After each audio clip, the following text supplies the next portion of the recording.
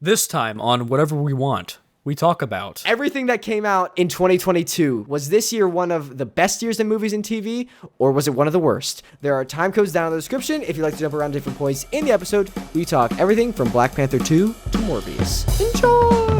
Welcome back to Whatever We Want, where we review content across all mediums of media, movies, TV shows, video games, and beyond to give you the most interesting behind-the-scenes insights, storytelling techniques, all that jazz, and more. We go over everything from Disney, Pixar, Marvel, DC. Without further ado, let's jump right into it. Peanut butter. Daniel, your game is on Steam now. Woo, woo, woo. Wait, is it at this point? If all things have gone well, if everything has gone according to plan, Daniel's demo, not the full game, so the demo for your game, RUINWAKER. The alpha demo for RUINWAKER should be out. Yeah, so everyone check that out. It's linked below. It's a cool, fun time, cool game. Also, when this goes out, this is the day after Christmas, so we're going to be still in Christmas gear because the lingering essence of Christmas is still infecting us. Dude, the whole week after Christmas is still Christmas up until New Year's Eve. Yeah. See, you're actually your transition. For our audio listeners, Daniel doesn't have his Christmas sweater he's worn on every Christmas episode this month. It's too tight. Yeah, this doesn't even feel good. But it's kind of like you're transitioning out of Christmas. It's kind of like perfect, actually. You know? I get that. Yeah, I still got the red and the white though. I do like that. I like your color coordination. I've also got red and white on. And black. Yeah, I've got my Darth Vader Christmas sweater on. Ready to jump into the main segment for this week? Yeah. What we got? So, was 2022 the worst year of movies? We're going to go through pretty much and just review all the content that came out in 2022 and just give our thoughts on it, like decide if this year was good or not with all the content that came out. Not just movies. For anything we talk about for the rest of the episode, spoilers. So if you hear us talk about something you don't want spoiled, skip ahead. With that said, there are a lot of movies that I haven't seen yet. Even just came out recently. Well, relative to us recording. Yeah, like I know you just went to go see 10th of December. Yeah, I know you just went to go see, what was it? The Onions, whatever movie? Like the Onions. Yep, that's it. The Onions. That's what it's called. What's it called? The Onions is like a spin-off of Shrek, and it's just like onions in a field being upset that Shrek keeps comparing himself to them. But no, what was it? What? Oh, Glass Onion was what it was called. Glass Onion. Yeah. So there's some stuff that we can just talk through if we've seen it or not. Yeah, when we get there, we'll talk about it. This also gets me thinking back. If you remember our last year, we did our most anticipated movies of 2022. So it's interesting. I kind of want to reflect, did these live up to the hype that we had for them? Yeah, did they live up to it? Yeah. Because I remember, I think Lightyear was my number one, and it did not live up to the hype in my mind.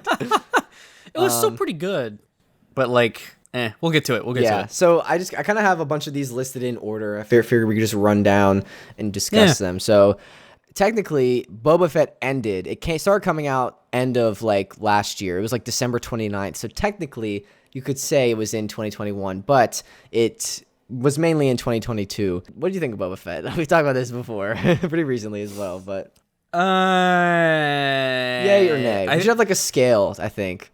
It should have been a movie and been paced differently. I like the Sand People stuff. Yeah, yes, but the rest was bad. I don't know. That's kind of my overall verdict. What should our scale be? Our verdicts, 2022, 2020 poo. That could be the bad ones, and 2022, 20 super stew. Is the good? I don't know. I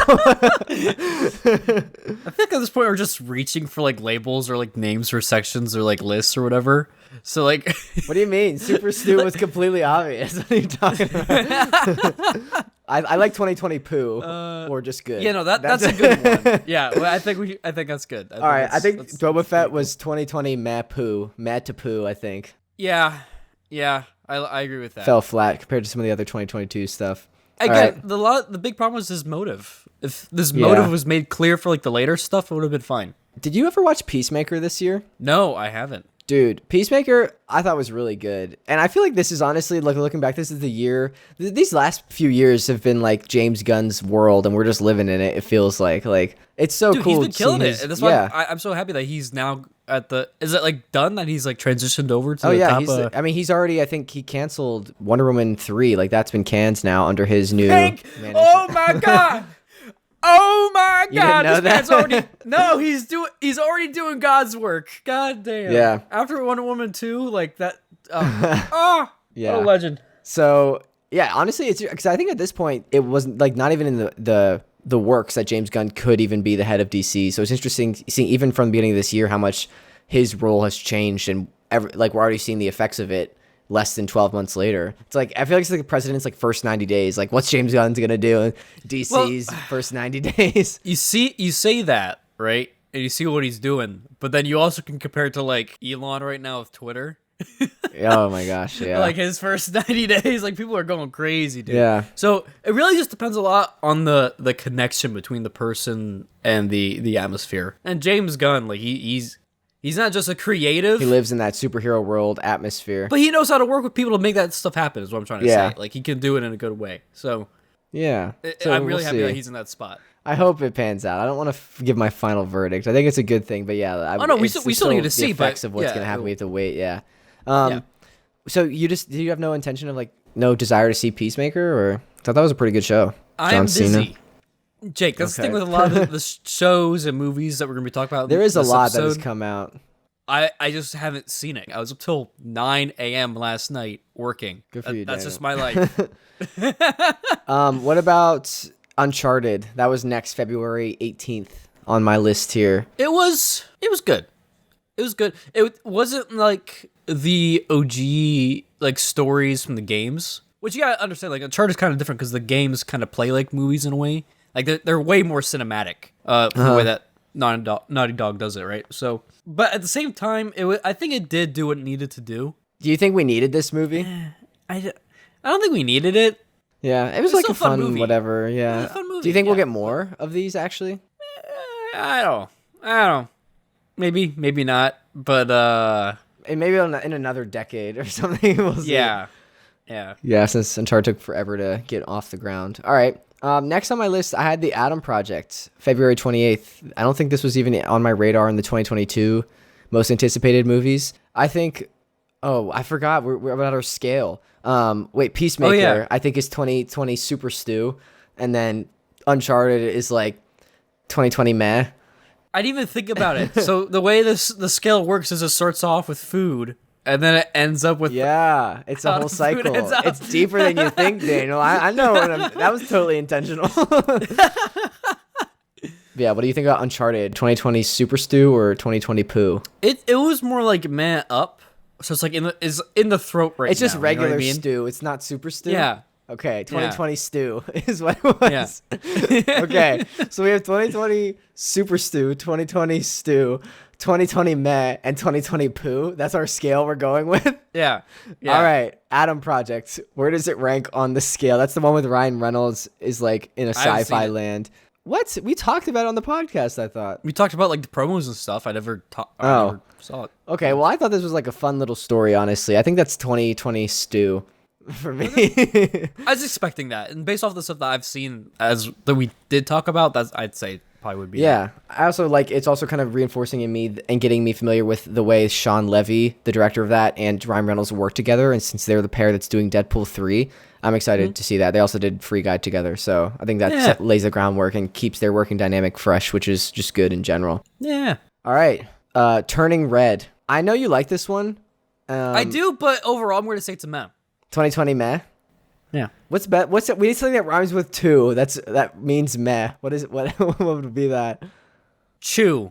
Chew. Like it's being chewed. I don't know. Nah, I think I'm just gonna go meh. I revoke that idea. Yeah. Loo? It's entering the loo? It's like the bathroom. It's like so Super Stew is like when it's fresh, hot, and ready. Stew is just normal. Maybe it's been sitting there for a while. Loo is when you're getting ready to go to the bathroom. And poo is when it's coming out and it's really bad. Yeah, that works. Fine. 2020 Lou is what you would say Turning Red was. Yeah. This scale, Like- man, is ridiculous. Like, it was a good story, had good animation, but I don't know. Yeah. Like, I wouldn't watch it. Like, I think It's not a like really one of good my movie. classic Pixar ones, that I would go back to Yeah. and rewatch, like a Monsters Inc. or anything like that. Like, I think That's, I wonder if that's different for like the future generations of kids Yeah, now, where I they was thinking see that too. Turning Red, and they'd I be was like, thinking "Oh that yeah, this is." 2022. Oh. I was thinking that number 2. Oh. I So think dumb. yeah. I don't know. Turning Red, it was all right. Like, again, I wonder also how much of this was like a product of the pandemic. Like, I think this was one of their first productions, like with Soul, but like that they were, I think, developing it entirely like in lockdown, and like started a lot of the process was when they were all on Zoom. So I wonder if that like stunted creativity. I'm just curious about the industry in general, if that like that effect like across the board, just not being able to be next to someone and like creatively bounce ideas off of another person, if that's like impacting how creative projects can be and like collaboration and stuff. I can tell you it definitely does. I mean, heck, it affects the situation. For when we were going through college and it was like, we go through art school, right? Yeah. Like there's so many times where like you do, not even just doing collaborative projects, you're doing like 2022 solo projects. Anytime anything rhymes with it, I'm just going to say it. But no, like there are times where like, you used to be in the classroom and you'd be able to go and just get up, go over, talk to people, see how they're doing with their work and stuff like that. It's so much easier to like get help also from a professor in person versus like I have to message them on Teams or Zoom, and you like lose all that. Yeah, and it's just more of a hassle and maybe more boundaries to ask for help kind of thing across the board. Yeah, interesting. Yeah. But all right, the next one for me is 2020 Super Stew, the Batman. Oh, heck yeah, dude. March 4th. That was beautiful. It was again, I know this is an important question to bring up, which is like, did we need it? Because we've had so many other Batman films, yada yada. But at the end of the day, I feel like for the character, for the art and the artistic ability this one brought, like I think when we say like, do you need this story, we're thinking like, does it fit into like a bigger picture? I think another aspect of like, do we need this, can also be just like the artistry and new take on a character it brings, and I think that's where this one fills in. It's like the new take this filmmaker brought to the Batman, I think was welcome and you could argue was needed. So yeah, Super Stew for me. I'm really happy that with this version in particular that we're able to finally see like a more detective side to Batman, instead of just him going and beating people up, which is important. Don't get me wrong, he's That's very important in Batman's character. Don't get me wrong. But it's really important to see that he is the world's greatest detective, and I think this is like really getting into that. Yeah, I really, again, I just gotta, every time he comes up, I need to shout out Greg Fraser, the cinematographer, also did Rogue One and Dune. I really like him. He also did this. I'm really interested, though, to see the future of DC, like with James Gunn and everything we're talking about, like if the Batman will get a sequel and Wayne 2025, if that's going to actually happen, or or if something else, if they're going to can this and like the Penguin spinoff and stuff that they were planning. I'm curious. Yeah, it's true. I don't know. Yeah. All right. So after the Batman, I'm giving this next one also Super Stew. Everything Everywhere All at Once. Yes, dude. That was a beautiful movie. Might be movie of the year. I could see some people swinging that way. It's such an unexpected but like cool concept, like with the multiverse. And I also just love that like this was more of like an A24 kind of like indie flick that really broke that barrier and launched into the mainstream, and like audiences went to see it. I kind of want to see like more films do that, like that are that good that they just like by word of mouth get this huge surplus of like audience members. I don't know. I like that a lot. Yeah, no, same. I totally agree. And it's nice to see when you have a great idea like that even though it's an indie film or movie or whatever the product is, that it still is able to have that kind of received audience. Yeah. So it's just also inspiring from that aspect as well, from like the creator end. But overall, just the film itself was amazing, just conceptually, and how it was showing all the visuals. Yeah. Everything. It also brought back donut. it brought back, I feel like, what's his face? Who was the actor that played the kid in Indiana Jones? Oh my gosh. Short Round? It brought back that actor to like being an actor again, and I think he's now in like The Acolyte and stuff. Yeah, I'm excited for him being back as well. I don't know, but so Everything Everywhere All at Once, March 25th. Did you see this in the first screening, or like Nope, I saw it like months later at Spencer's house. Oh, went really? to his basement. We were just vibing, and we were playing. Oh, okay. I was just saying, I saw this. It came out March 25th, but I actually missed the first theatrical run of it, and I was like really upset because everyone was telling me it was great. I was just busy and just didn't get around to seeing it. And then it came back again because everyone, by popular demand, because everyone loved it so much, it did a second theatrical run, like in a few months later, in like June or July, one of the J months. I don't know which one, but I was so glad I got to see it in theaters again that second time. It was pretty cool. Yeah, no, for me, like, it was funny because I was like just out to lunch one time with Spencer. I'm like, just came up conversation. He's like, so what did you think of it? I'm like, I've never seen it. And he's like, you've never seen it? So then we went back to his place and just were like, oh yeah, I should have watched this sooner, you know? Yeah. Yeah. It's like one of those movies. So yeah, no, it was really good. It was really good. I also don't know if I think I explained it up top, but remember we're not doing just movies at this point. We're also doing like TV shows and stuff, as with Boba Fett, as I said in the beginning. But the next one is Moon Knight. Where does this fall on your ranking? This is in between Stew and Super Stew. So it's and the reason Stew. Stew, yeah. Okay. And the reason I say this is because it was a great show, really great character development with Moon Knight and all that. It's not on my top priority to watch again. But at the same time, it was really, really well done. Yeah, I think I'm gonna be Stew. Not in between, but just a hard stew, I think. A hearty stew. So yeah, I kind of forgot this was this year, honestly. Like, it kind of came and went and was like really hype at the moment, but like died off really fast. I think this also just highlights that I feel like Marvel just needs to figure out what the heck's going on. Like, they're throwing a lot at the wall, and I don't know. I hope some of it sticks. This was a good show, like very well made, but it's just weird that like it's now like done. I'm like, okay, that was a nice one-off. Like, what happened now? I don't know. I think that's a good thing, honestly, because it's setting up. It's nice that things can have their own space, but then also, I mean, it's Marvel, so it's all going to be connecting in some way or form later on. So there's gives and there's takes, you know. There's stews and then there's soups. You know? All right, Daniel. I want to do another one. I want you to give your ranking for this one before I tell you what it is. Just guess what's next, and you're gonna give it anywhere on the list. We're gonna say Lou. Lou is here. Yeah. And Pooh is here. Yeah. I'm gonna say, all right, well, it's Morbius. I'm saying Pooh. Dude, no, Lou What? For the memes, man. So you're saying it's like meh because of like the freaking. I think I might.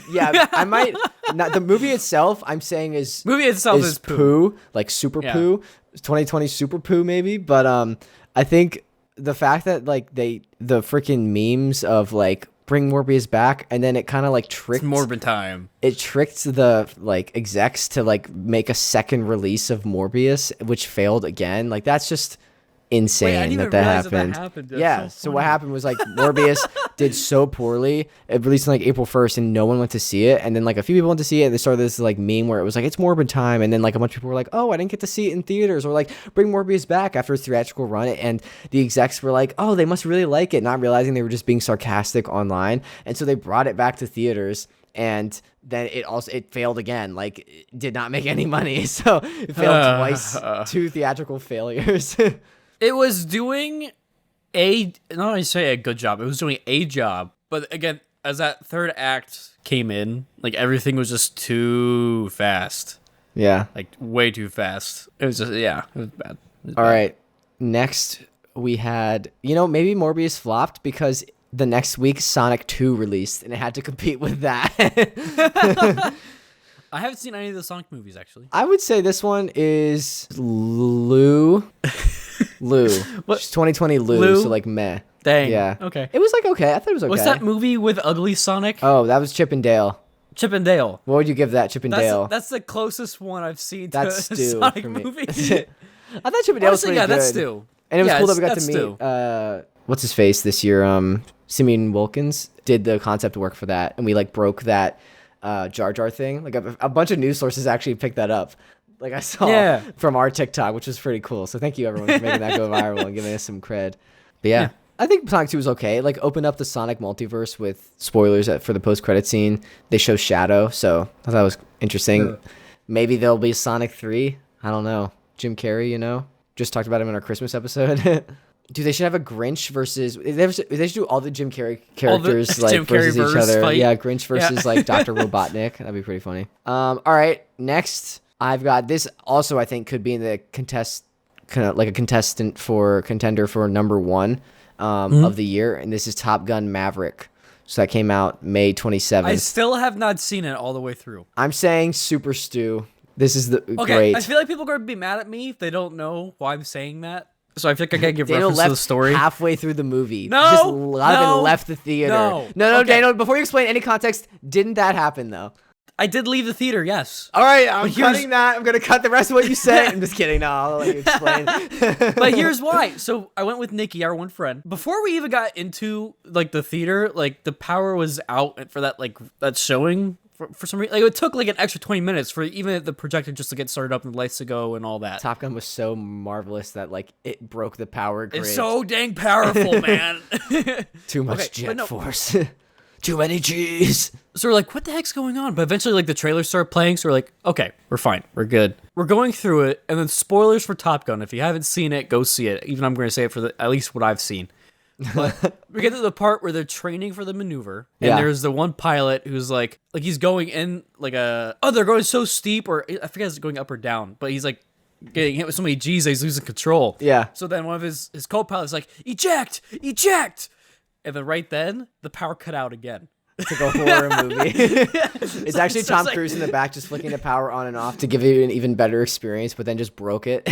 Dude, it was so funny though, because like I was like, everybody's just like, oh, what the heck, yada yada, and I'm just in the back with Nikki, and I just say out loud like, well, I guess he didn't eject. And, like everyone started laughing. Nice, the class clown in the theater. So then Nikki and I were like, we waited like another 15-20 minutes, and it didn't come back on. So we were just left. You didn't talk to anyone? Like I in made the that front? joke, and we were just waiting. You were like, "That's the peak. I'm done." I can't compete with myself there. Oh, dude, it's so good. Like, I know you're not a huge fan of Tom Cruise, but like, no, I'm not a huge fan of him personally. Him in movies is great. Yeah, I think just this easily could have been a cheap like cash grab sequel, but I think they made such a compelling story. I know you haven't seen the full thing, but like, I think it went above and beyond to honor the original film, and I think it's like what sequels should honestly strive to be. So I have to give this like an A+ for me. I think it's also being re-released in theaters like this month. So if you do want to see it again, like I think I saw that they're re-releasing it. Daniel's not going to see it, whatever.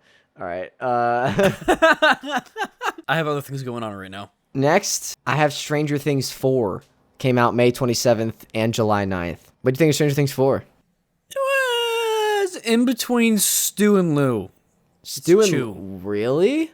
What? I'm not much of a Stranger Things guy. Oh my gosh. I feel like okay. Well, not all the earlier seasons. There's season 3 or whatever. One of them was bad. I think 2 but like is considered the worst, but it's not like bad in my mind. It like merges for me now, and I'm just at a point where I'm just like, okay, yeah, there's these Demogorgons, there's this evil dimension, there's that was good. That was good with that. That cultural movement, bro. Yeah, I think that was good.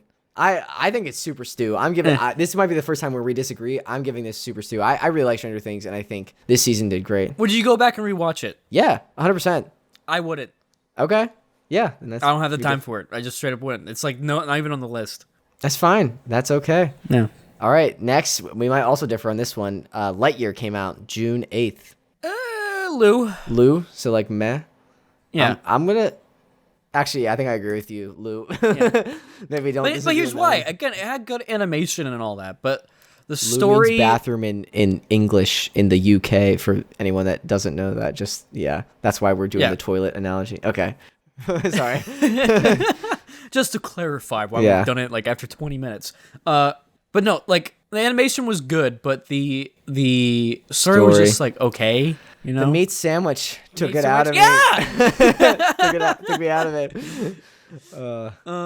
Like the sticky fingers. No. Zurg I don't want to wear gloves to eat a sandwich. That's weird. And then the way they did Zurg was like it's just a different timeline version of Buzz. So I was like, I think people are upset because like I've seen a lot of people criticizing because it's apparently like the film that Andy saw when he was a kid that made him want to get a Buzz Lightyear toy, and everyone's like, this would not inspire me to want a Buzz Lightyear toy when I was a kid, kind of thing. No, but here's the thing. I think there's been people who've broken this down about that's not the actual movie, because what? Then he lied.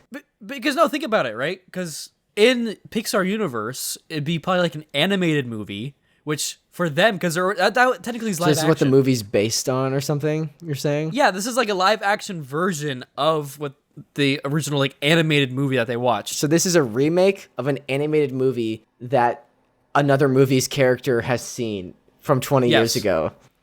Okay. Yes. I think that's the best way to make up for it. That's such a bad way to make up for it, though. If you think about it from this lens, it's like this movie's character saw an animated movie, which then this cheap knockoff was made of. Then it becomes a great movie if you frame your mind like that. I'm not saying it becomes a great movie. I'm just saying it's a remake. No, I know, yeah. Like technically, like it would be more like the Buzz Lightyear show. Remember that, like the old 2D one? It's so meta. Yeah, that'd probably be more in line to like what Andy's inspiration was to get buzz. Okay, got it. Yeah. Well, next, speaking of nostalgia, we've got Kenobi, May 27th. Wait, what the fudge? Oh, I messed those up. The timelines. Okay, May 27th. It was really good. Out of specifically the Star Wars stuff, though, what else came out this year? There's Andor, Boba Kenobi, Fett, Andor, Tales of the Jedi. Yeah, Tales of the Jedi. That's what it was. So Kenobi's honestly probably number 3. Yeah, I agree. Yeah. I think it goes Andor, Tales of the Tales of the Jedi, Jedi, Kenobi, Boba Fett. Yeah, agreed. Yeah, and the Grogu short on top of them all. The Studio Ghibli. Nah. Yeah, I feel like the longer I digest this and like am away from it, the less I like it going back. I think I might need to give it a rewatch to like appreciate, because there are great moments in it that I think I appreciate, but the longer I think about it, I'm just thinking about the bad stuff, like the Reva arc that I just didn't really like, and all the Inquisitors and all that stuff that I'm just focusing on the bad stuff. So I think I need to rewatch and just focus on the good stuff, because there was a lot of good stuff in there. So I'm gonna give it a Lou, slightly above Lou. Yeah, Like a LeChoo. slightly above Lou, because there's more potential for me to rewatch it. Yeah. Slightly above Lou. Okay. Yeah. The next, I have The Boys Season 3, which you have not watched any of The Boys, so we can't really talk about it too much, but... Sorry about that, guys. No, I know I'm you're good, behind. dude. It's definitely on my list. That is one of my top shows of the year. Like, I know. I just love the fresh take it. on the superhero genre. Like, it's... like, especially because, like, the superhero genre now is so flooded that... But the fact that this, like... is able to stand out and just be different, and like it's gory, and it's, well, what if superheroes were like bad? It's just a cool fresh spin on this like oversaturated market right now. So I think the fact that it's able to stand out is admirable and worth noting. Yeah. Definitely watch it, Daniel. All right, I will when I get the time. now this next one, also a standout above all else with superhero genres, Miss Marvel. Just kidding. Okay. Oh, wait, The Boys Super Stew for me. Sorry. And Daniel has not seen it. I'll give it super stupid stuff for Wow. the clips Just throwing a Super Stew out there in the wild. Okay. Yeah. I think it's fair with The Boys. All right. I've had some stuff. I just haven't watched it. Like, Daniel's messed around with The Boys, you know. I'm not going to say it like that. Had some But run-ins. Miss Marvel. Daniel's seen some Get clips away of from The that. Boys. Okay. Okay. God. No, Miss Marvel, I think it could have been better. Wasn't there already, again, this is like kind of the story with Marvel right now, like they're trying to figure out what to do after, like Endgame Phase and all 4. that. But or after Phase 3. yeah. Yeah.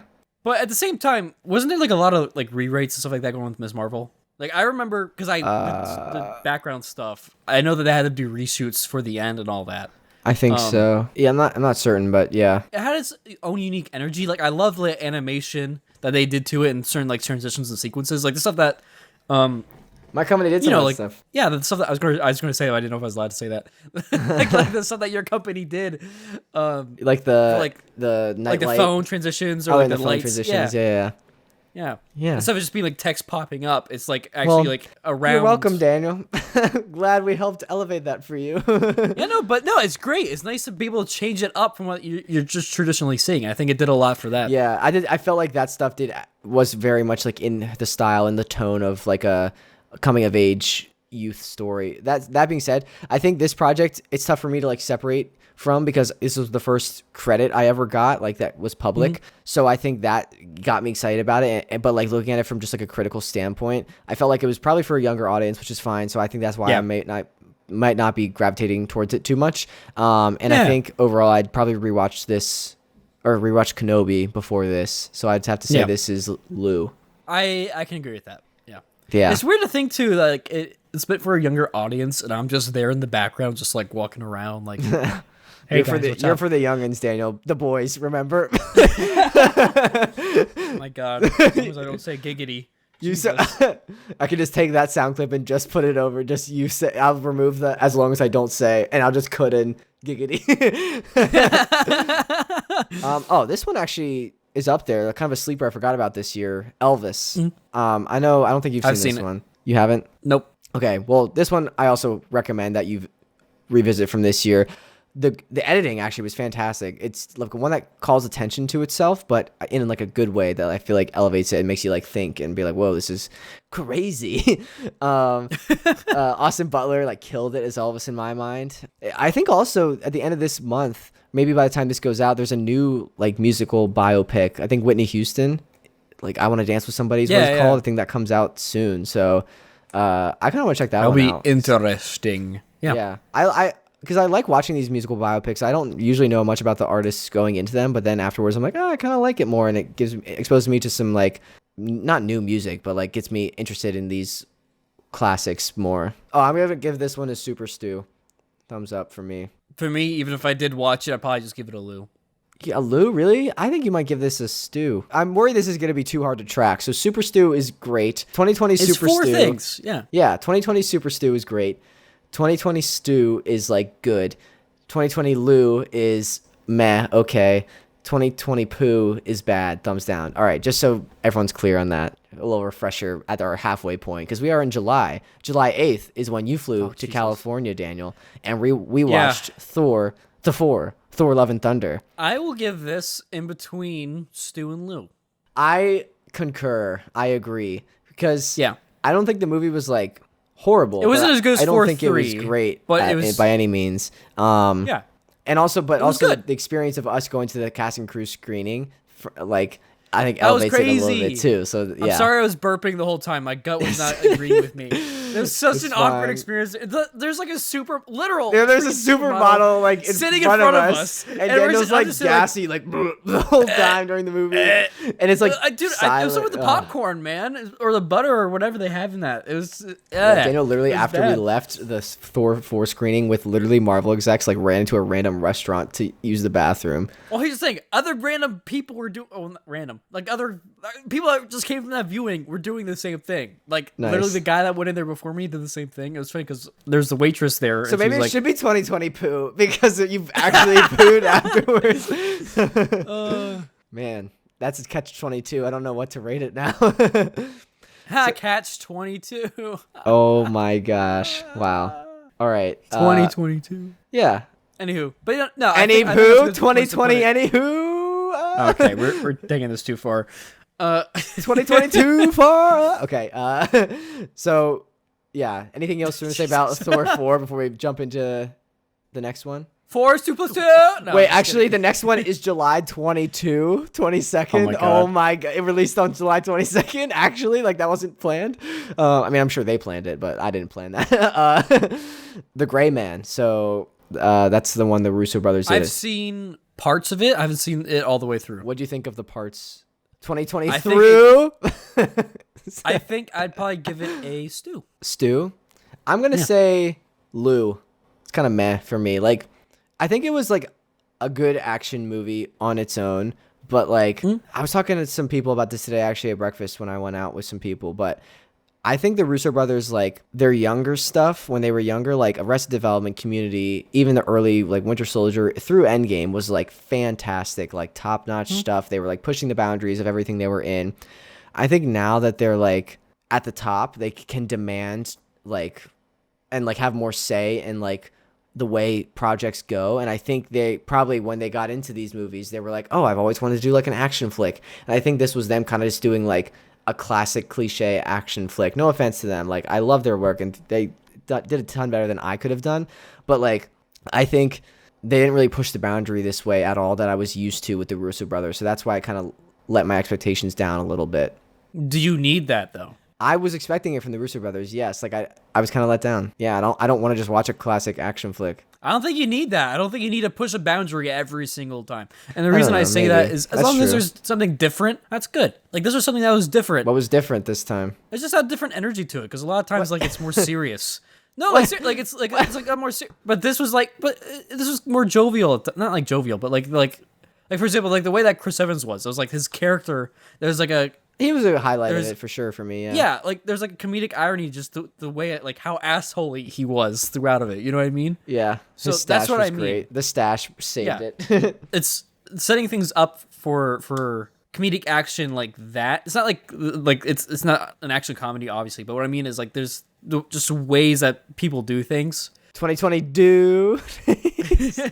that are comedic, you know, like again, like again, I'm thinking about like Chris Evans. Like, there's so many times where you'd be like, oh man, why doesn't he just shoot the guy, and then he just shoots the guy, or he just kicks the guy, or like he just throws his phone out of the car or whatever, you know? It's like, man, that's like really impulsive. It's kind of funny just to like see that kind of reaction. Seems like we had different. Yeah. Maybe I have to rewatch this and give it another shot. Also, keep in mind, you haven't seen the full movie. I haven't seen the full movie, and two, I was watching it during like a Puerto Rican family get together. So everyone else is speaking freaking Spanish. So I still can't speak Spanish. So I'm just there like trying to listen to the music while the black. Oh, so the movie was in Spanish too. No. It was in English because my dad put it on. Okay.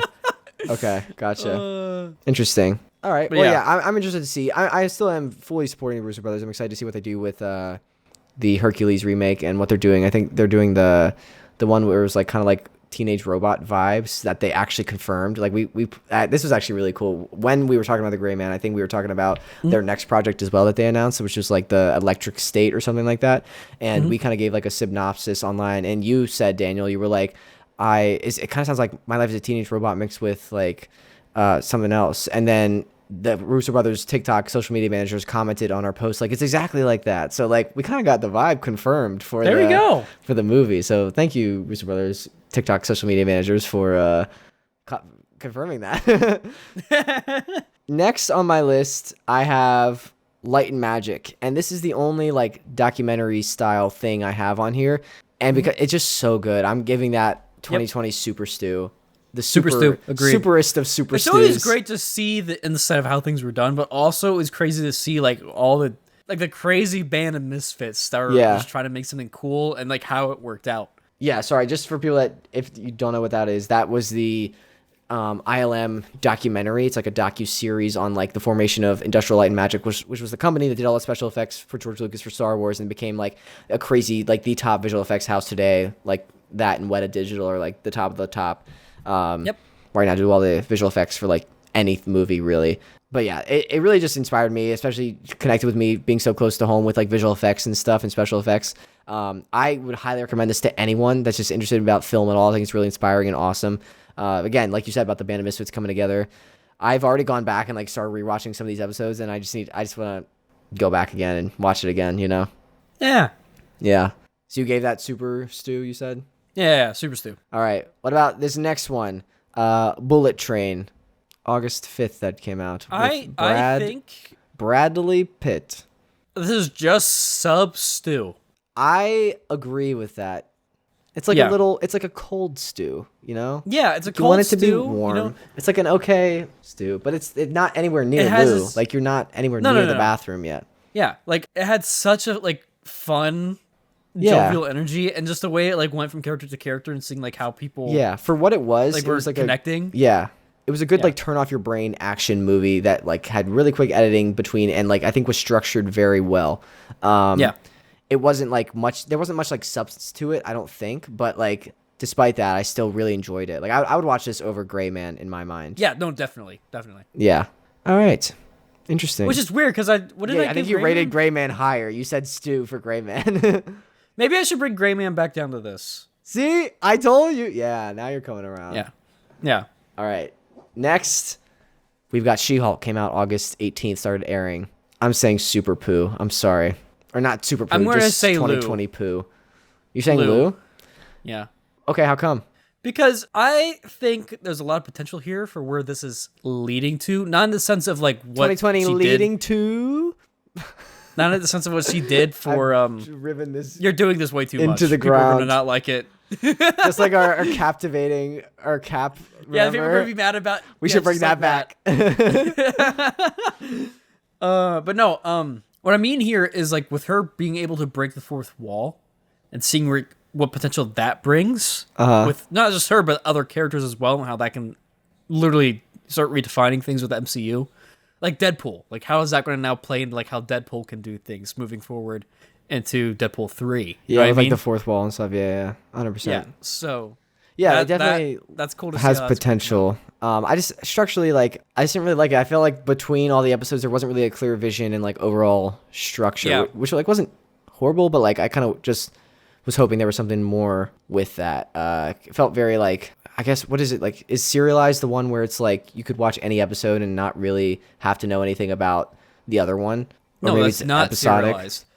Whatever it Episodic is. that. Okay. Serialized means in series. So Yeah, like, and you'd have to I watch think it. there Yeah. should have been. I think it should have been more serialized than it was. Like it kind of didn't really know which one it was trying to do, and I don't think it walked the line very well at all. I think that's a good way to sum it up in my mind, at least. Yeah, no, I know what you mean. Yeah. Yeah. All right. Next, Rings of Power, Lord of the Rings, Rings of I Power. haven't even finished it. Last right. thing I saw was like episode 2 or 3. 23. I don't even know. Wow, you've seen beyond how many? How many episodes are there total in that? 8, I think. And how long are they each? Like an hour. So based on the first ones you've seen, what do you give it? It definitely brings back the Lord of the Rings energy. Yeah. But yeah, I'm not sure if I'd ever even. I haven't even finished watching it, so I can't even say if I've rewatched it or not. You know, like You have to get through the first watch before you can rewatch it. yeah, exactly. So I was just like, I don't know. I don't have the energy to go see it. That's the thing. I don't have the energy to go and see a lot of things right now too. Keep that in mind. But I think I'm gonna have to give this Stew. Like I think it's good. Like I think also it helps me that I'm not a huge like Tolkien lore expert. So like a lot of people I think are upset about this because it doesn't adhere to every single thing. So I don't really mind the inconsistencies because I don't really know much about them. Also like just the sheer amount of VFX studios that worked on this and like visually I think it's stunning and incredible. So I have to give it props yeah, there. totally agreed. Enough talking about that. What's next? Oh, that was good. Daniel's like, moving on. Next, I have Andor on the list. September 21st when it started airing. Super stew. Super stew. Super stew. stew. Yeah. Yes. We've talked about Andor a bit already, but like, it's just a good show. Best Star Wars show in a long time. Yep. I forget. Did you say you like Andor or Mandalorian? I think you said Mandalorian, didn't you? I do like Mandalorian Over more, Andor. Yeah. but that's, I agree. It's a tough battle. They have different energies with how they're because Andor's more like a thriller and drama, but Mandalorian is just more straight into action and like there's still drama with Mandalorian, but it's I don't know. It's a different energy. And Yeah. I like the energy and like the rising story of literally Mando. So You're right. I think that's cool to connect with. And on the other hand, it's like, oh man, you feel like you're in the net and grit of it all. Mandor. But you know what I mean? Like you're in it with Andor, and I love that you're able to just be engulfed in it like that. So it's pretty cool.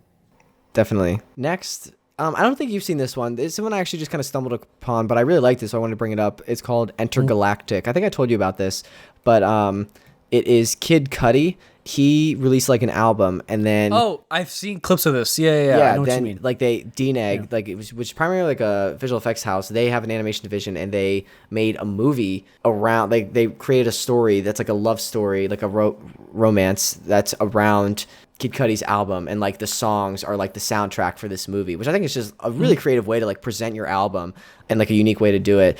And I think I also just like the animation style. Like it's very Spider-Verse. It's very like Spider-Verse. Yeah. Yeah. And it's just like, I think it's a decent story as well, especially for like you wouldn't think, I don't think most people would think like, when people hear like, okay, Kid Cudi, like a musician is jumping into film, you probably wouldn't think like that's not going to be good. But like, I think it was a really good story considering it, like the person who you attach to be leading it, like isn't from that like film movie storytelling background, I guess. So I think it's really cool that they were able to make something like this good. Yeah. No, I totally agree. Yeah. Also, I'm going to say stew. It's like a strong stew. I haven't seen it, so I don't think I should Yeah. rate it, but I'm going to say at least stew. At least stew. Okay. I'm just imagining Stewie from Family Guy, just like on our scale. Oh, gods. What the deuce? I don't know. Wait, deuce? Because super poo? Or super 2020 poo? Yeah. Also, I was looking up that DNEG and like their animation division. Apparently, they're also going to animate a Great Gatsby animated remake. And that's going to be directed by William Joyce. And Joyce was actually a concept artist on the first Toy Story film and also wrote the book series on which 2012's Rise of the Guardians is based on. So it all comes back to Rise of the Guardians and my horror story from Guardians of the Galaxy we talked about last time. Oh, that's funny. Yeah. You're like, yeah, it only is. Yeah. No, I am excited though. Like, I just like that, like a creative project like that, Intergalactic. Like, it's very artistic and just like very cool, expressive medium. So I like stuff like that. I hope there's more like that. I'm glad that we got that this year. Next we have the Pinocchios. So we have the Disney remake live action. And then Guillermo del Toro's actually just came out. I'm actually about halfway through it right now. Like, when we recorded this, it came out yesterday, so I apologize. I have not gotten through it. But I know a bit about it. I haven't seen it. Yeah. So the old Pinocchio, did you watch that one, right? The live action Disney one. Yeah. Like sorry, not the old one. The old from this year. So like the one that came out a few months ago, the live action remake. Yeah. So the live action. Yeah. I'm giving that poo. 2020 poo for the Disney one. Yeah, I'm sorry. Didn't bring anything new to it. It's already been done. Like, you're just doing the same thing, 3D, yada yada. Didn't bring anything 2020 new to it, you know? Yeah. So, It really just highlighted how bad Geppetto was as a dad. Yeah, honestly. Honestly, though, I would recommend watching the Guillermo del Toro one. It adds a lot, and it's a very fresh spin. It's, like, slight spoilers for the beginning, but like it's like, and I won't ruin it for you, Daniel, but like you see Geppetto in the beginning, like it starts before the events of actual Pinocchio. Like in the Disney version, it starts and you see him with his kid that he loses, and like, do you want me to tell you like this one crazy bit? Don't tell me anything. I want to watch it. Okay. Well, you said you don't have time to watch anything. Jake, this is just me not having the time and then still wanting to go watch it. Okay, well, there's a crazy bit in the beginning where you see, like, with Geppetto and like, his kid. So that's all I'm going to say. But, like, I feel like I'm just imagining, like, a drive-by. I'm not going to say anything. His kid goes down. Oh, God. But, honestly, check it out. It kind of, like, shocked me. I was like, wow, like, this is different than the Pinocchio, like, I knew. I just really like the new spins. Like, I feel like it just like explains things better and things are connected better and adds depth to like why characters made certain decisions that I didn't really understand from the first one, and like took some creative liberties with the story that I think were decided very well. So I'm giving that a super stew, honestly, even though I've only seen half of it. If the first half I'm giving it a super stew. If it finishes, it will maintain that super stew. Otherwise it's going to be stew. So it's still really good. Mm-hmm. Black Panther came out October 21st. The hierarchy of the DC universe changed, and then James Gunn came in and changed it again. It's funny, with all the muscles of The Rock, James Gunn still destroyed him. You said Black Panther, and then you started Black talking Adam. about... I meant to say Black Adam, sorry. Black Panther's next on my list. I was like, where did you go from? Like, sorry. I was like, wait a second, what? I'm talking about Black Adam right now, and then we'll talk about Black Panther that took too. me a second. So Black Adam. Oh, God. What did you think on the list? On the Adam? ranking? Yeah. A little bit over Lou, slightly. Yeah. Maybe. I agree. Like, it's like a... I feel like you're saying that a lot. Like, I give a rating, and you're just like, you know what? That makes sense. No, but I agree, though. I can give my ratings first if you want. I'm just saying. I think it's funny that we're on point with a lot of these. So, except for, like, some of them. I think, like, Lightyear we disagreed. I don't know. Maybe some of them we disagreed. Well, like some of them we disagree, and then, like, other ones we're like, I feel like for them, 80% we've been like, oh, yeah. Yeah, it's almost like we have similar upbringings and backgrounds and movie tastes, and that's why we do a podcast together. Maybe. Yeah, good point. But yeah, no, it was a fun action movie. It was fun. Do we need it? No. Again, there's still problems with story elements and like how some characters were done and yada yada. But at the end of the day, you know, you get to see The Rock beat somebody up. And it feels good. Yeah, that's a good way to put it. I think it's interesting because like Henry Cavill left The Witcher, and now apparently the status of Man of Steel 2 is like up in the air. So like he might have left The Witcher for like nothing. People are like worried about. So I guess we'll kind of see. Even by the time this goes out, there were talks of him coming back to The Witcher because people didn't want. I don't know. That might be. Honestly, by the time this goes out, I wouldn't be surprised if a lot of this information's outdated. So if more information has come out, we will talk about it in the new year. Yeah. Merry Christmas. Yeah. All right. Next. Now I've got Black Panther 2. Sorry, they were right beside each other on my list. Like right next to each other? Yeah. Okay, so you give this one first, and I'll tell you if I agree or not. I'm going to say stew, maybe tilting slightly towards... Actually, no. I'm gonna solid stew. Solid stew. Yeah, I'll give it that. Yeah. I'll give it that, yeah. I thought it was really good. And, like, again, what it sets up... I think also just, like... being able to make this movie after the tragedy that happened with Chadwick Boseman, I imagine was like so taxing on the filmmakers and the team, and the fact that they made anything out of this, much less this beautiful piece that I feel like honored Chadwick Boseman and the legacy of like that role, I think is amazing. So I have to give them props for that. Agreed. Yeah. Yeah. It's also nice to see how well they respected him, you know? Like, I think at the end of the day, if they didn't do that right, it also would not have gone as well. Yeah. And I think they did a really respectful and good job just respecting him, both in universe and in reality with that. Yeah. Next, I've got Strange World, which I have not seen. It's also have not seen it. Disney one that Daniel's been hyped about. Yes, I am so hyped for it. I want to see it so bad. I think people online have been giving it 2020 poo. I'm not going to give it a rating. I'm not surprised by that. Honestly, here's the thing. I'm not surprised by that. I am solely going into it for the world design and like world building and all that. That's all I'm expecting out of it. Yeah, this is one that I feel like I will wait until it's on Disney Plus. Like I feel like that's kind of be the situation for me. And apparently, like it's interesting. Like the Disney people are upset about Disney because it like has like one of the first like openly queer relationships in a Disney animated film. But like Disney like didn't market it at all, and people are like, oh look, they're not marketing it so that they can say like, look, queer relationships don't do well, and like it's a whole situation like fiasco going on with it. So like I don't know the intricacies. I don't feel comfortable like reporting on it. But reminds me of a.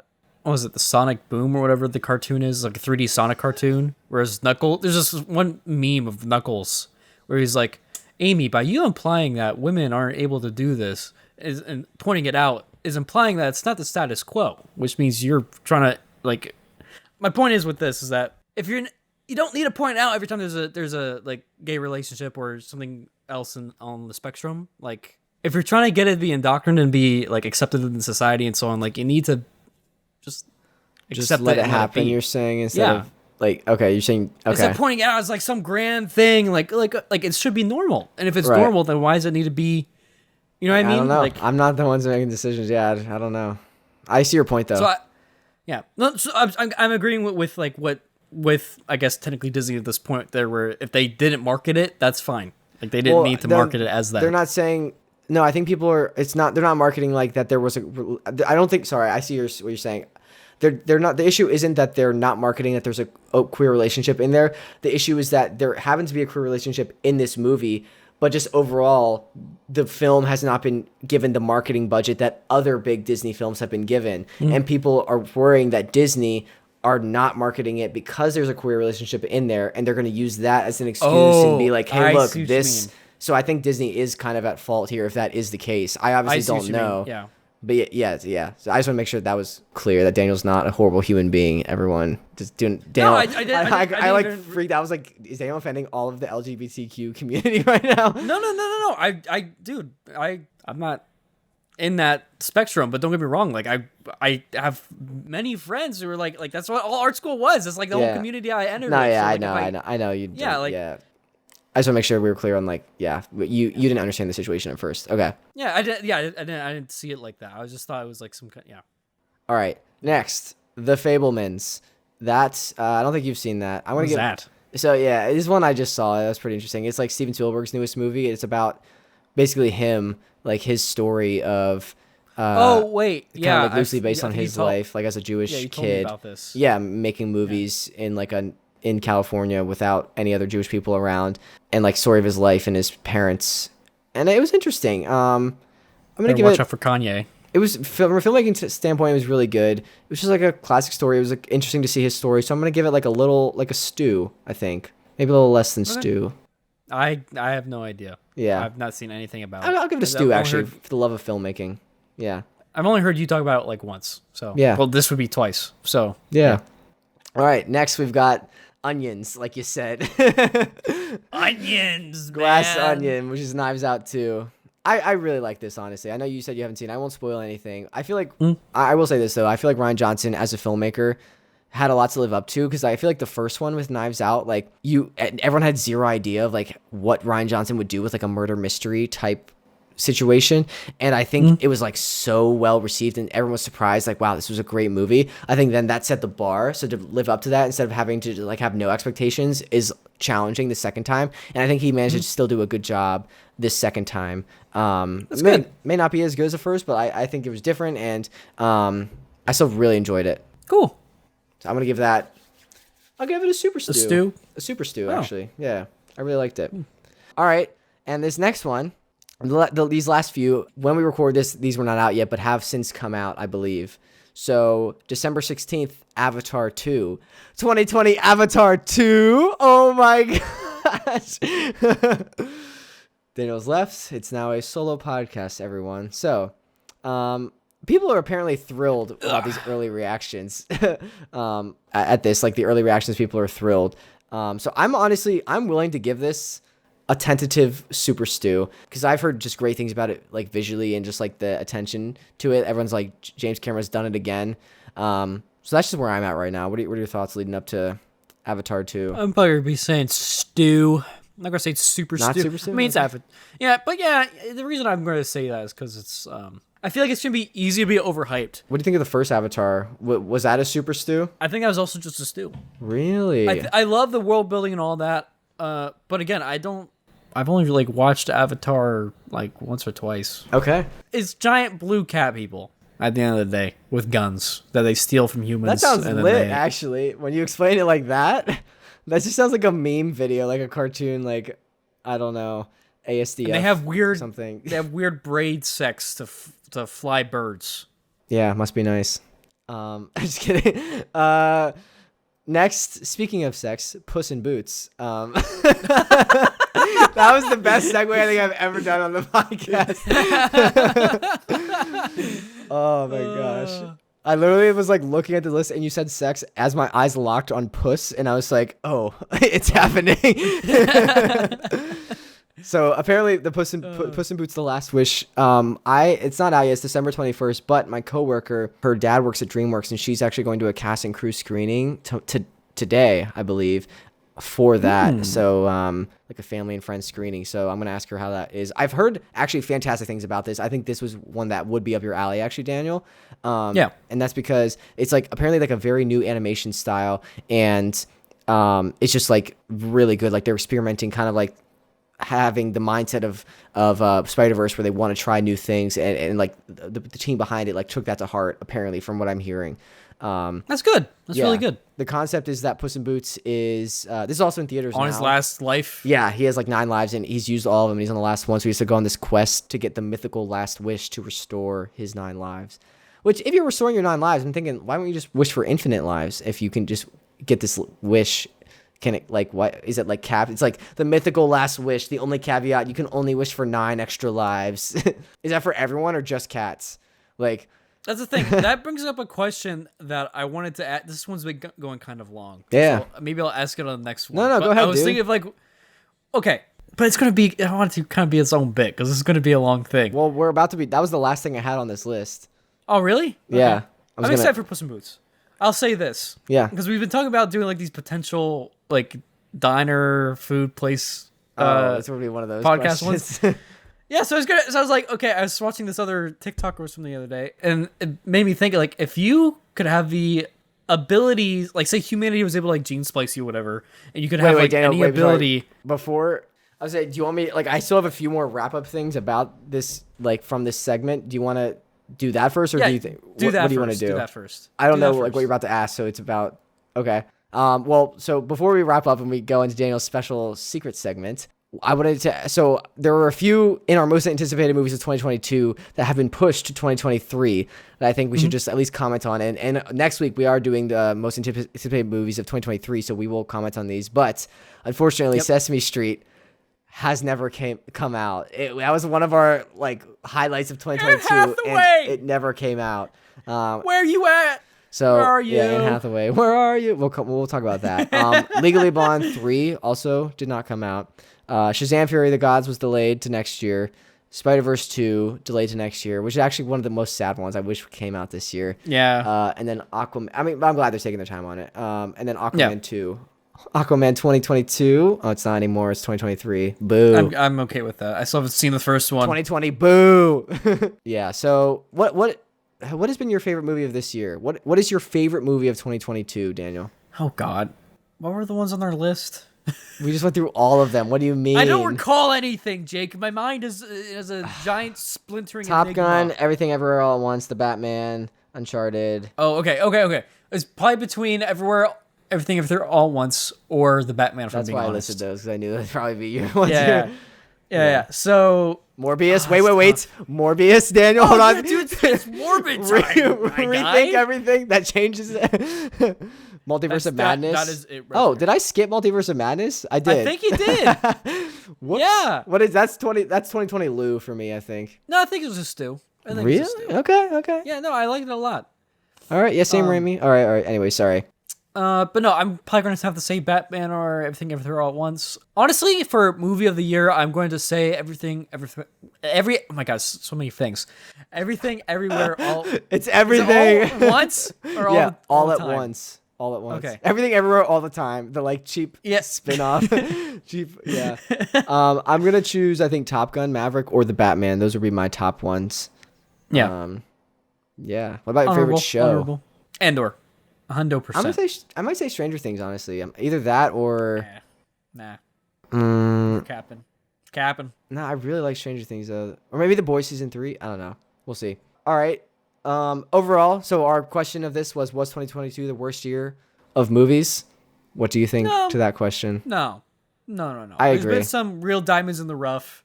Yeah, there's been some real poo, some 2020 poo, definitely. Yeah, there's been some real poo, definitely. There's always shit. But then we get great stuff like Morbius. Like, how can you compare?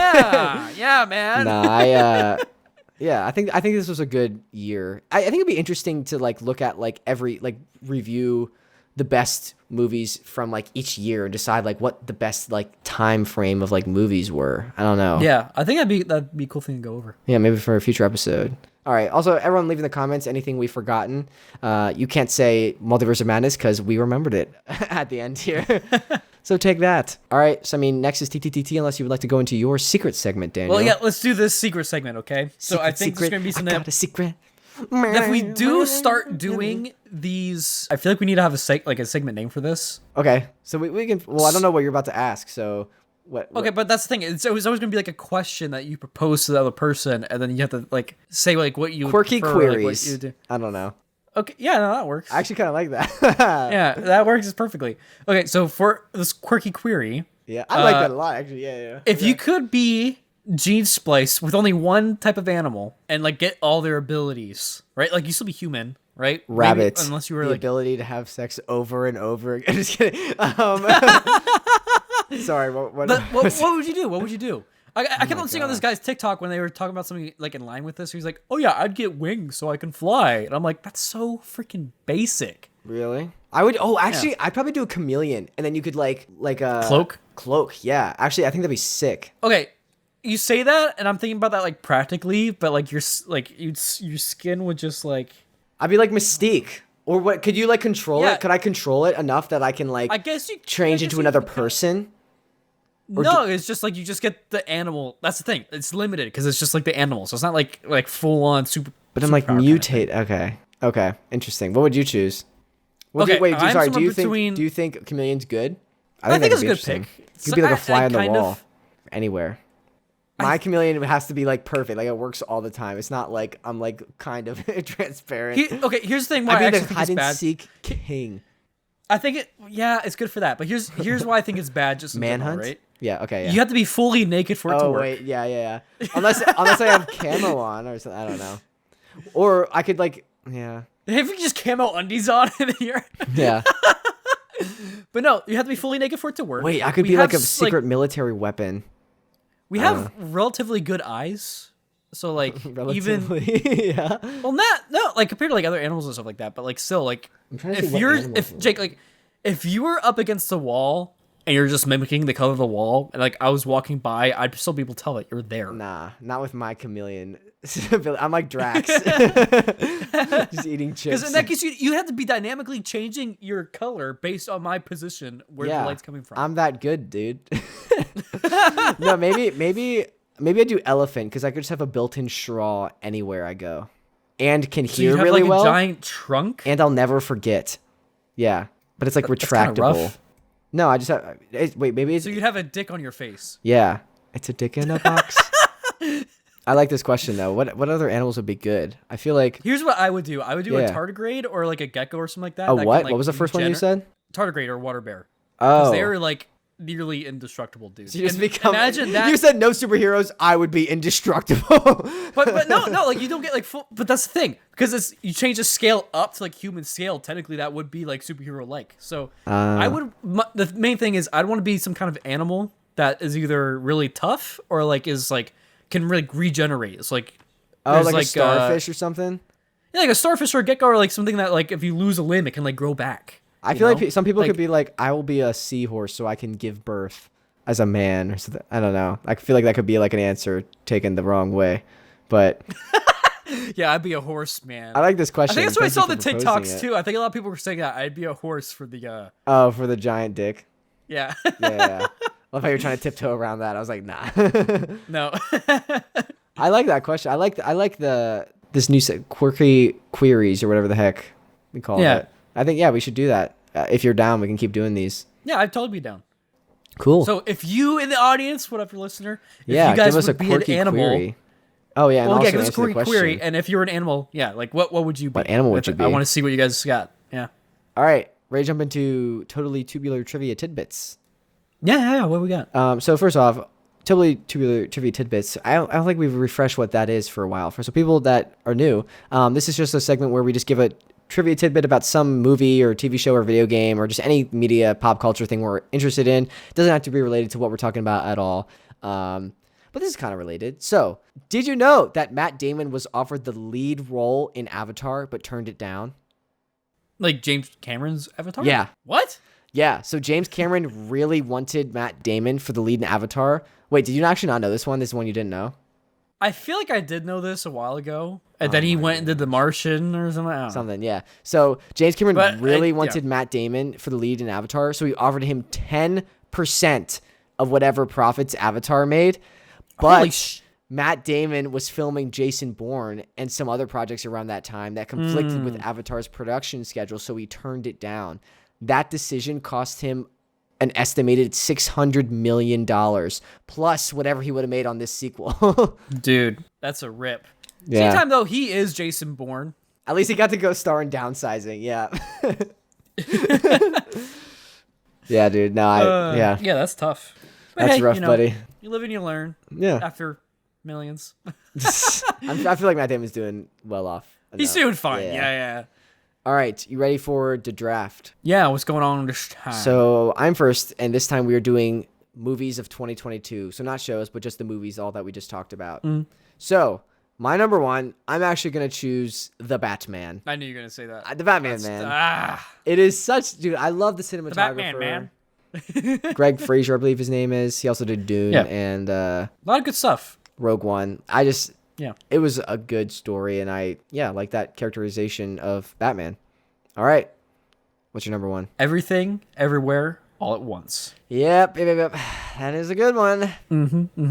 Came out of nowhere this year, but I respect that a lot.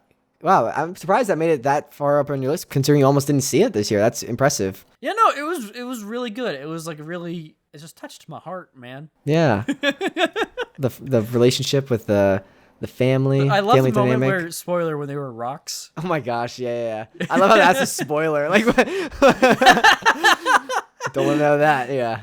All right. My next one, my number two, Morbius. Just kidding. Absolutely not. It is not my number two. You got a bat theme going, man. Yeah. I'm just like really into bats this year. No, my number two, I'm actually gonna say Top Gun Maverick. I really. I'm okay giving that to you. I because really like that. I think it was a great way to do a sequel. Honestly. He didn't eject. Yeah. I know you haven't. Your movie theater experience kind of crapped out, so that probably lowers it for you. But yeah. All right. What's your next one? I need a list.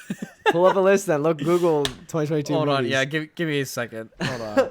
Oh, honestly, probably Bullet Train, if I'm being honest. Whoa, really? Yeah, I liked it a lot. If it Out was, of nowhere. Okay. yeah, it's another out of pocket one, but I like it so much because it had its own energy. It was like a little one-off thing. I think it's pretty good. Yeah, I really liked Aaron Taylor Johnson in that.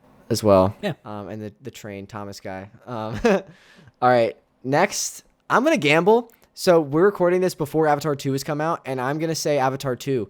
I think just visually, I'm hoping it's incredible. This could backfire horrendously, but I'm going to gamble and say Avatar 2. Okay.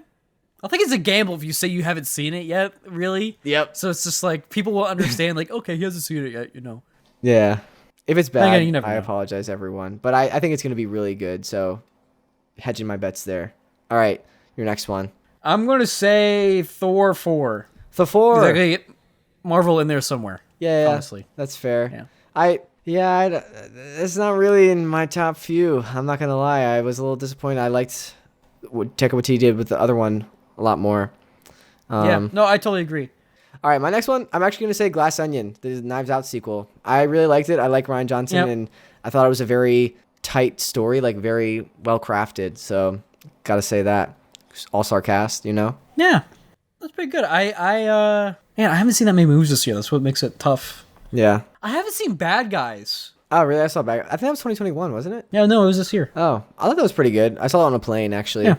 That'd probably be on my list if I've seen it. And I usually hate movies on planes, you know. So the fact that I think it was good is really good. There's Black Panther 2. You put Thor 4 above Black Panther 2, I just realized. Yeah. You okay with that? All right. The supermodel was distracting for me.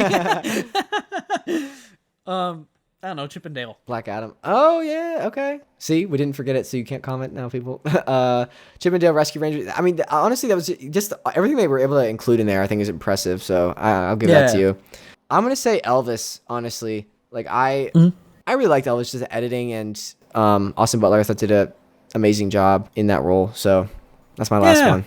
You got one more. I'll just say Black Panther 2. The Gray Man. Black Panther 2. Okay, at least you got it on your list. I respect that. Lightyear. Yeah, no, Lightyear wasn't going to be up there. I'm sorry. Sonic 2. Morbius. Haven't seen it. Morbius. No, I'm sorry. The Adam Project. Maybe more than time. Uncharted. Haven't seen that. Saw Uncharted. Good. Yeah. No, I haven't seen the Adam Project. I've been so busy, dude. Yeah, dude. All right, you ready for patron shoutouts? Yeah, hit me with them. Cue the Star Wars music. Boosh, we got patron Lori, Frank, Rick, Lisa, Evan, Tony. Thank you so much for pledging the tier. That gets you the shout out. If you'd like to support us over on Patreon, link is down in the description. You get the audio episode early, special benefits, cool perks, all that jazz, and more. Thank you seriously, sincerely to our patron supporters. Seriously, we really appreciate it. We're about to hit the new year, and thank you to our patron supporters for being with us for another year. Seriously, really appreciate that. Yeah. All right, ready for cool comments. Yeah, we got this time. So Josh McIntyre on our Has Disney Failed George Lucas episode asked us what our favorite season of Clone Wars was other than 7. That's a good caveat to put in there, actually. He said, they said, I have watched the first 3, but kind of lost interest. What do you think? I have my answer, but I want to hear your thoughts. Dude, honestly, it's been a while. Yeah. Was 5 the Mandalorian? That's what I'm not exactly sure, but I believe 5 is like standing out to me as one that I thought was like really good. It all blurs, dude. It was so much content. Whatever season had the Mandalore / Maul stuff and like Cad Bane, I think that might have been season 5. That was like, I think, my favorite season. I think we could be potentially wrong in the number there, but content-wise, whatever season that was. Content of the season, I also really like one of my favorite episodes is the one with the brother and sister and the Force, like those themes where it was like the dark side brother and light side sister.